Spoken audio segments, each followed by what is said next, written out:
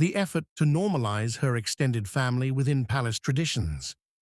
Freddie's invitations to family photo sessions, occasional glimpses of him on the margins of royal holidays each moment, was part of Camilla's years-long campaign to present her descendants not as visitors, but as soft extensions of the crown.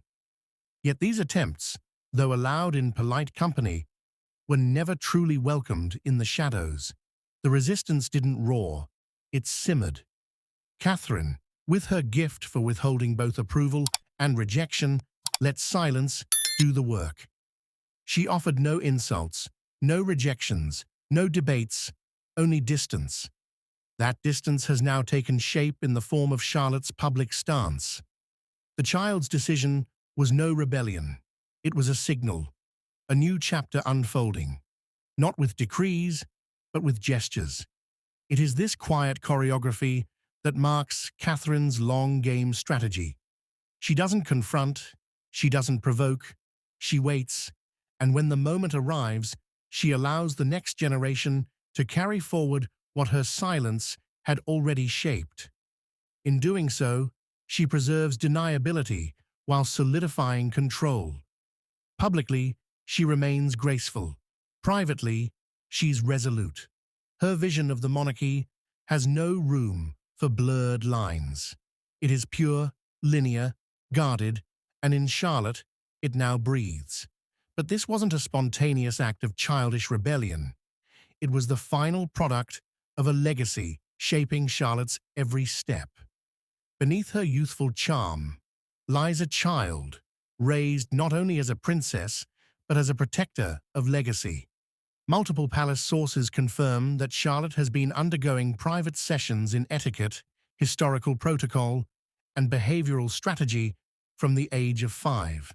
And behind those lessons, Queen Catherine and Princess Anne. This wasn't the result of standard royal upbringing.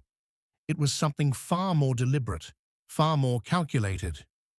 Quietly and methodically, Catherine and Anne designed a curriculum meant not merely to prepare Charlotte for ceremonial appearances, but to instill in her the instincts of a monarch's moral compass. Documents seen by a former palace staffer reference a series of monthly sessions coded as Windsor Protocol reinstatement. These lessons weren't held in classrooms.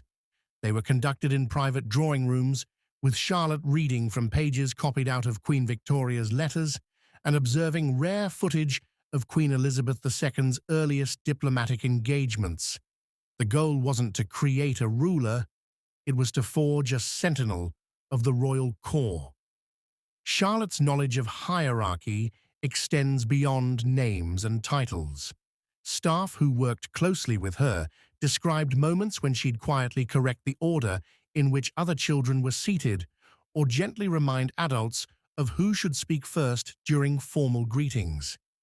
She never overstepped, but her awareness was unmistakable. Former aides recall how she would observe her mother in meetings, noting how Catherine never raised her voice, yet never relinquished control. Was Charlotte's act simply tolerated or tacitly endorsed by higher forces? To understand the emotional charge behind the moment, one must look beyond the surface. The tension between Queen Catherine and Camilla is not new. Beneath the polished etiquette lies a long-standing undercurrent of unease, dating back to the earliest days of William and Catherine's union. Catherine's consistent distance from Camilla's family, especially in official royal programming, has long hinted at a line that would never be crossed. The exclusion of Freddie now confirmed what many insiders suspected, that Catherine views the monarchy's bloodline not just as symbolic, but sacred. And through Charlotte, she has begun to reinforce that sanctity subtly but unmistakably. This single act set a precedent. It was not an adult issuing the command, but a royal child. A child who, through her name and title, embodied a direct thread to the crown. It marked the first time in living memory that a royal child exercised authority in public view, and not over a peer, but over an outsider attempting to ascend informally into palace spaces. It was a declaration. The future of the monarchy would not be diluted by affiliation. Not now, not under Queen Catherine, and certainly not under her daughter's watch. But to truly understand what Charlotte's act means, we must look deeper into the web of silent wars and sealed instructions passed down through generations. Why did Queen Catherine smile? It wasn't amusement, it was confirmation. The icy tension between Catherine and Camilla has long been masked by formal gestures and polished smiles. But insiders whisper of private oaths, Queen Elizabeth's hidden notes, and Catherine's veiled grooming of her daughter as a symbol of the new royal order. The smile Catherine gave that day was not born from impulse. It was born from design. That expression, subtle and unreadable to the untrained eye, was in fact a nod to a strategy that has been taking shape in silence for over a decade. Sources closest to the Queen suggest that this moment, where Charlotte exerted quiet dominion, was not unforeseen. It had been prepared for, delicately orchestrated, and finally confirmed. Catherine did not merely approve of her daughter's exclusion of Camilla's grandson. She recognized it. She had seen the day coming, and when it came, she met it with stillness, not because she was surprised, but because she was satisfied. From the earliest days of Charlotte's upbringing, Catherine has been the architect behind her demeanor. Aides reveal that the young princess has been taught not only poise and elegance, but something far more potent: discernment. She has learned the lineage. She has studied the history. She has absorbed not just the etiquette of the throne, but the unspoken boundaries of power. Every curtsy, every handshake, every knowing glance has been rehearsed not for the cameras, but for the quiet battles behind them. And within those lessons, Catherine instilled a particular awareness, a sense that bloodline is not a social feature, but a sacred compass. Whispers from within Windsor's archival chamber tell of a moment soon after Queen Elizabeth II's funeral when a velvet-lined envelope, labeled under the code name Legacy Clarion, was delivered into Catherine's hands. Its contents remain unknown to the public, but speculation among the old guard is rife. It is believed the notes within carried Elizabeth's private thoughts on future stability guidance for the preservation of crown integrity beyond ceremonial duties and into moral lineage. That Catherine became its custodian is no coincidence. That Charlotte began shifting from playful heir's sibling to poised royal symbol soon afterward is no accident. Camilla, for all her public acceptance into the royal fold, has fought a quieter, more personal battle. In what should have been a harmless children's gathering within palace walls, a thunderous silence fell across the royal court. Princess Charlotte, third in line to the throne, took a decisive and public stance. Her target, Camilla's unsuspecting grandson. But behind the childish pretext lay a gesture loaded with ancestral tension, buried resentments, and coded loyalty. What led Charlotte to bar entry to a child? And why did Queen Catherine simply smile?